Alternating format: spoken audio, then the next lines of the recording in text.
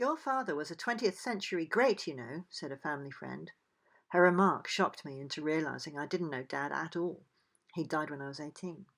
Luckily, he'd left behind lots of letters, diaries, and reports, so I had some clues to follow. I knew he'd earned a military cross for his bravery in escaping from a POW camp in Hong Kong in 1942 and had made a perilous journey across China to reach the wartime capital at Chongqing. As I dug deeper into his story, I found he'd become assistant military attaché in China and had tried to liberate his fellow POWs back in Hong Kong with the help of American General Claire Chennault.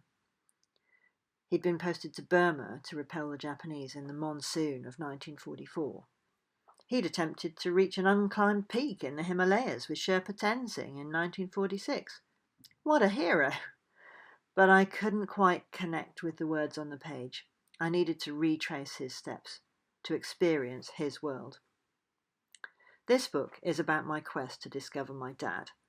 As I travelled and learned about China, saw sights unchanged since Dad had seen them 70 years before, I gradually came to know what kind of man he had been.